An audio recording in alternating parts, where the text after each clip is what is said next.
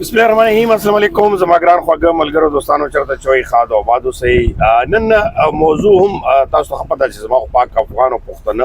پښتونخوا بلوچستان په دغه سیمو بیا خاص کر اسلام آباد نه هني کیپټل دا په دغه زینا ټول چې کوم عملیات کیږي خبرونه غو تاسو وینئ چې پاکستان افغانستان معاملہ ډیر زیات خراب صورتحال اختیار کړی دی په دغه کې هغه منې مرازمه چې کم صورتحال دی او سبب کیږي کم خدشات موږ پیلم تاسو ته زیرول او بیا ولسی ستونزې او ولس ترمنځ نفرتونه ولس ترمنځ چې کومه کیسې دي دا مخته هم تاسو ته پته لګي چې حالات په دې باندې ټیک نشي بلکې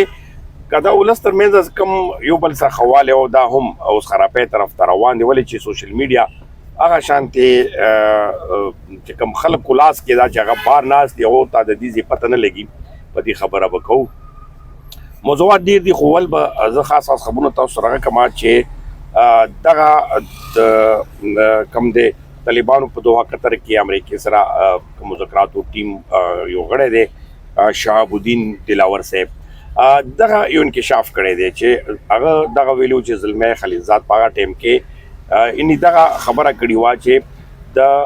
افغانستان نه د امریکا انخلا نه پس په افغانستان شام صورتحال اختیاروي او اوس موجوده چې کوم حالات وینو نو دا ډېر بدتر حالات دي او الته ډېر زیات پرابلم کیږي بیا خاص کر ولس په دې وخت کې چې هغه کم الته گیر دی یعنی پاکستان هم اوس هغه نه پریږدي او پاکستاني واحد لار وا ایران لار وا چې هغه سپورټ کولو هغه هم بند شو نو اوس په دا ولس کیږي ولې چې دا جنگ چې کم دی د حکومرانۍ خاص کر طالبانو سره یا طالبانو مینس کې خپل بیا په دې باندې یو غرضون کې دی نو په دې دوران کې به ولس اخر کم طرف ته ځي ولې چې افغانستان تاریخ هم تاسو ټول ته خپته ده چې جنگونو او بیا خپل مینس کې کم جنگونو صورتحال دی هغه ډېر زیات حالات خراب کړي دي اوس دغه اندېښنه څرګنده کړې شوې ده چې په داسې صورتحال کې به غاص کوي او بیا خاص کر په دې صورتحال باندې نړیوال ملکونه هم لکه نړۍ د ټولو ملکونو هم اوس په نظر دی لکه استرالیا نه دا اوس تازه خبر دی چې استرالیا چې کوم شهریان دي هغه افغانستان ته سفري هغه باندې بندیز لګولې بیا خاص کر په دغه کې کچا ودونو کې شرکت وي یا خاندانی معاملې وي یعنی که هغه ځکه افغان خلک وګړي دي په هغو باندې هم سفري بندیز چې کم دی هغه لګولی شوی دی او وارننګ یې جاری کړی دی وجه دا ده چې حالات خراب دي او څه هم مخې ته راتلی شي دا داسې خبرې دي چې یقینا نړیوال چې کوم ملکونه دي یا کوم ادارې دي هغه هم دغه صورتحال ته ویني په داسې صورتحال کې اوس ولس چې کوم گیر دي یا ولس دلته نه پاکستان چې کوم لاړ یقینا چې ډېر مودې پس چې لاړ الته بغې دوباره ژوند ځواک دوباره تیرول په داسې دوران کې موږ خبره کوو چې آیا طالبان حکومت چې کوم دی هم خپل ولس څه غم کوي که نه کوي دغه حالاتو دا مخ کوي که نه کوي ولې چې رسمي توګه باندې خو تر اوسه پورې په دو ستونزو کې گیر دي داسې ستونزو کې گیر دي چې ونوته نشي خپل مینس کې هم گیر دي بارني سره هم گیر دي او په داسې صورتحال کې پاکستان چې د بھارت سره هم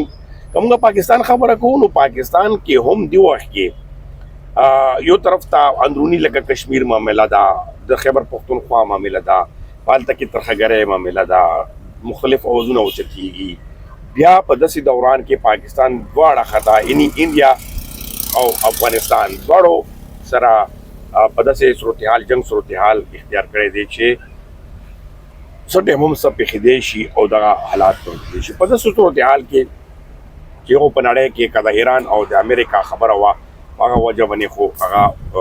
ډېر ښه رول پلی شو خو اوس په پاکستان کې اندروني یا د افغانستان سره کوم معامله ده د دې حل طرف ته به څنګه ځي په دې باندې موږ هم مختلف دلته چې کوم حکمران دي هغه هم په دې باندې سوچ کړي چې اوس کېږي به څه ولې چې هر څه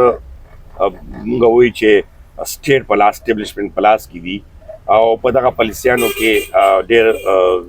پښتانه لیډرشپ چې کوم دی اختلاف لري او افغانستان په معاملې باندې هم لري خو موږ که ګورو چې افغانستان طرف نه کا مشران دي او کا ځوانان دي بیا بار ملکونو کې هغه پته نشته ولې هغه سټیټمنټ داسې راځي هغه یرا وي دا کوم ګروپونه دي هغې نه هم یرا کوي خو چې بیا بار ملکونو کې ناست دي مشران لکه حامد کرزي شو نور شو نو هغې بیا نظر اچوي ورباندې لکه دا اوس زه خبر هم تاسو سره شیر کړم